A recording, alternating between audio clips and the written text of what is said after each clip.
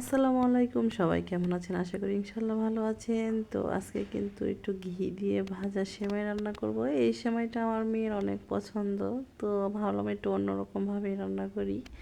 তো প্রথমে আমি এখানে ঘি দিয়ে ভাজলাম। তো যেতই বলুক যে এটা ঘি দিয়ে ভাজা, তারপরও কিন্তু ঘির ফ্লেভারটা পাওয়া যায় না। তার জন্য কিন্তু আমি এখানে ঘি দিয়ে সুন্দর করে, দেখেন কত সুন্দর করে ভেজে নিয়েছি। দেখেই কিন্তু বোঝা যাচ্ছে যে কালারটা কিন্তু অনেক সুন্দর এসেছে। আর পাশের চুলায় কিন্তু আমি এখানে দুধ বসিয়ে দিয়েছি। তো আমার সেমাইটা কিন্তু ভাজা হয়ে গেছে, অনেক সুন্দর কালার এসেছে। তারপর আমি একটু উল্টে পাল্টে নিচ্ছিলাম। তো এখানে কিন্তু আমার দুধটা গরম হয়ে গেছে। এখানে আমি একটা আস্ত তেজপাতা দিয়েছি, ছিঁড়িনি। তো তারপর একটা এলাচ আর ডালচিনি দিয়েছি। যেহেতু আমি অল্প সেমাই রান্না করব বাবুদের জন্য, তো তারপরে সেই ভাজা সেমাইটা আমি তার ভিতরে দিয়ে দিচ্ছি।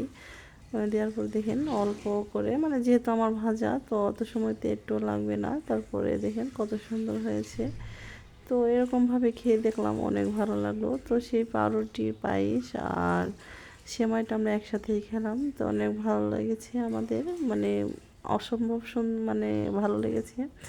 তো ভিডিওটা যদি ভালো লাগে অবশ্যই লাইক করে শেয়ার করতে কিন্তু একদমই ভুলবেন না। আর সবাই ইনশাআল্লাহ পাশে থাকবেন।